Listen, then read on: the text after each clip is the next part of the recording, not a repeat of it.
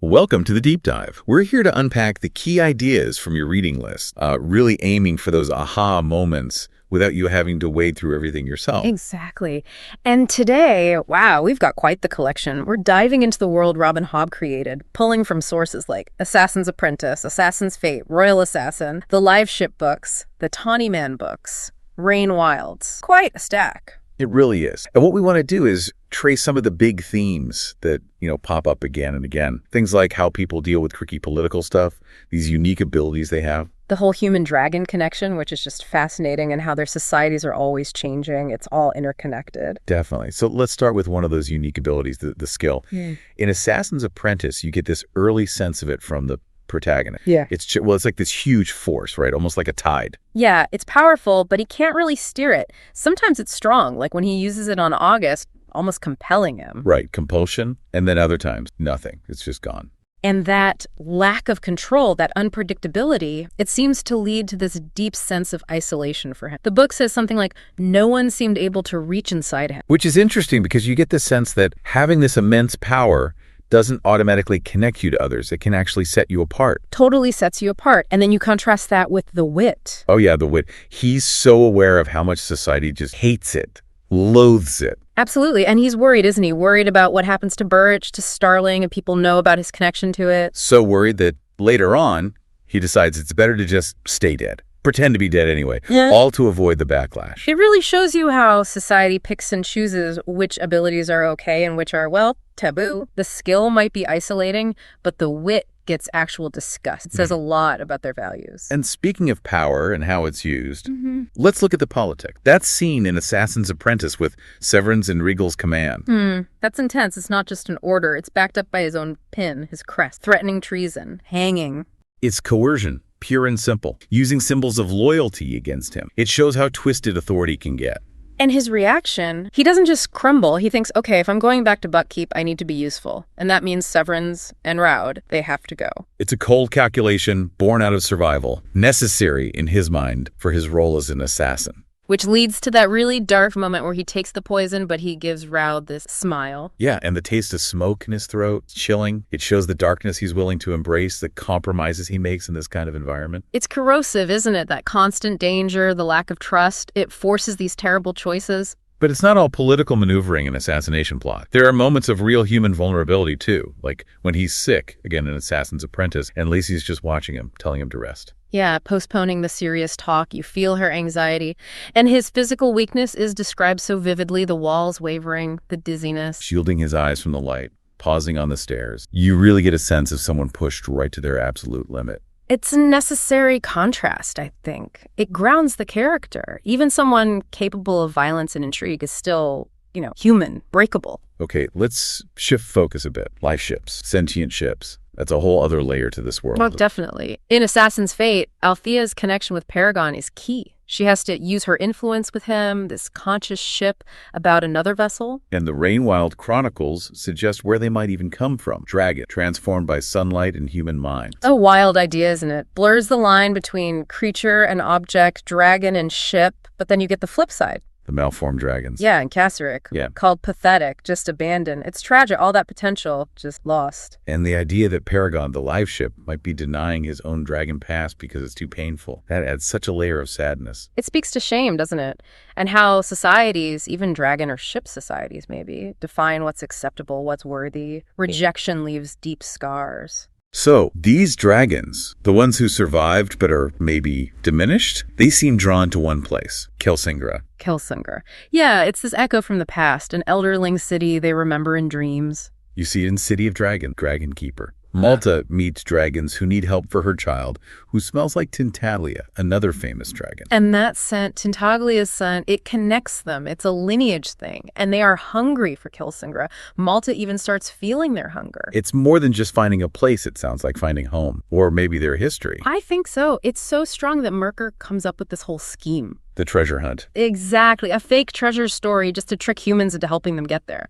Because Kelsingrau was built for dragons. Which leads to that expedition. Barges, boats, hunters, and the keepers. Right, the keepers. Yeah. Mostly teenagers from the Rainwilds, the ones with scales, growth, kind of misfits themselves in the trader world. So you have these human outcasts trying to help these struggling dragons get to a lost city. Communication's tough. They don't know much. Sounds like a recipe for disaster. It's definitely uneasy. But the dragon, they want it so badly. Multiple dragons roaring Kelsingrau. That image is powerful. Within all this, the human relationships are just as tangled. Thymara and Rapskull, for instance, in the sense that Teletor is sort of overlaying Rapskull sometimes. Yeah, that's complex. Exploring identity, past lives, maybe influencing the present. And Rapskull asks Tats to look after Thymara. His farewell is so cryptic. Hints of sacrifice. It makes you wonder who Rapskull really is at any given moment. Then later, Leftrin and Elise are helping him, and he's just fluctuating. It underscores that internal battle, whatever it is. Right. And then you have completely different human conflicts, like Malta realizing her mother's messages are being messed with. Which, for the Trader's Guild, is huge. Tampering with communication. That undermines everything their society is built on. Trust, trade. Precisely. Information security is vital for them. But back to personal conflicts, Althea is such a great example of someone pushing against expectations. Definitely. She wants her own life, not just being married off for advantage. She's focused on her dream, the Liveship, even when Hest is interested early on. Her determination is incredible, and it leaves her to disguise herself as a ship's boy to get back to Bingtown. That's a huge risk, a real act of defiance. But coming home isn't easy. Her mother, Ronica, is terrified about the family's money problems, Althea's reputation. And the whole Vestrit family is strained. Kyle's resentment, Kefria just suffering silent pressure. You really feel the weight of Bingtown society, the expectation. It's interesting how Althea sees Leftrin uncouth, maybe, but real. Yeah, she prefers his bluntness to the polite facades of Bingtown. It says a lot about her value and maybe about the society itself. In other family issues, Wintrow and his father, Captain Haven, just harshness, no affection there. And Torg bullying Wintrow.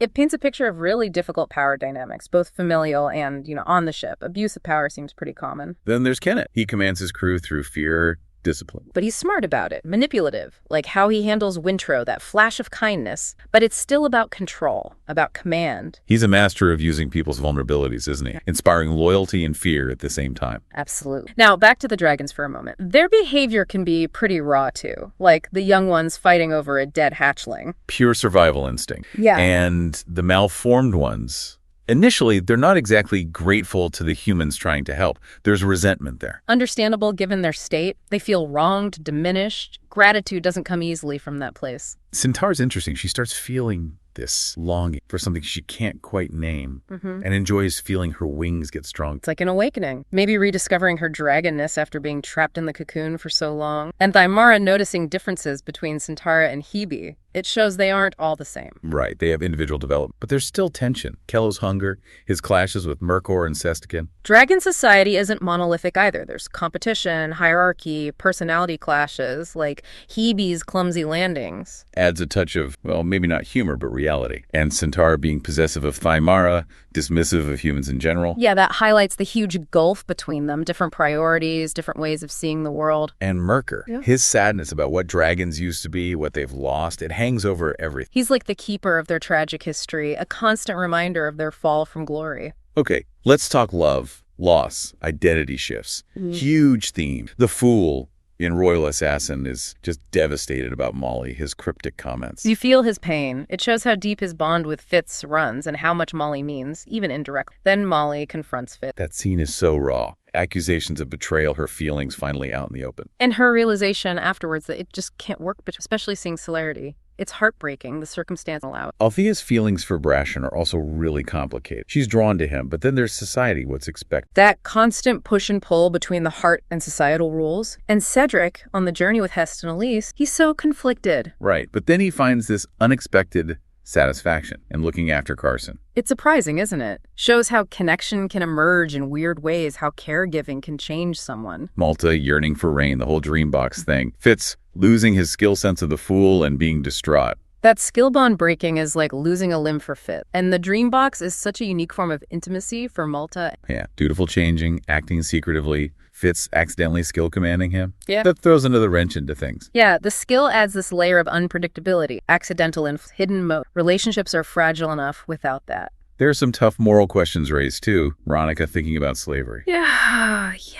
To save the family fortune. She knows it's wrong, desperate. It's a really stark look at how far someone might go. It forces you to think about where you draw the line under that kind of pressure. Definitely. And then Kenneth and Vaivasha decide to go after slavers, calling it a holy cause. Which sounds noble, but knowing Kenneth, you wonder about his motive. Is it justice or just another power play disguised as righteousness? Exactly. And the Bingtown Council arguing about tariffs, mercenaries. It's that classic conflict. Profit versus principles, security versus ethics. Even Thymera's view changed. She starts seeing the dragons not just as needy creatures, but as potentially lethal. That's a big shift. Realizing the power, the danger that was always there beneath the surface. It's moving beyond pity to a more complete and maybe more fearful. And finally, the physical toll. Kenneth, after his amputation, struggling just to get dressed. It's a really grounding image of the cost of violence, the long-term physical consequences, trauma made visible. In Cedric tasting dragon blood, his horrified reaction, it's visceral, a reminder of just how other these dragons are biologically. Yeah, a fundamental difference, almost repellent on a primal level.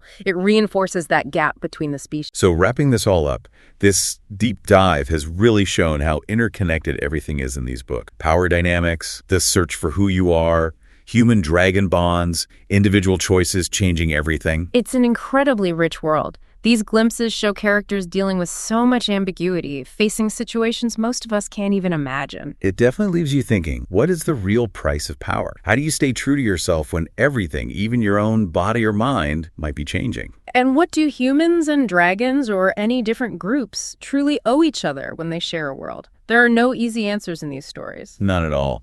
If this discussion has grabbed you, honestly, diving into the realms of the Elderlings series properly is well worth the time. Absolutely. So much more to uncover there. Well, thank you for joining us for this deep dive. We look forward to exploring more with you next time.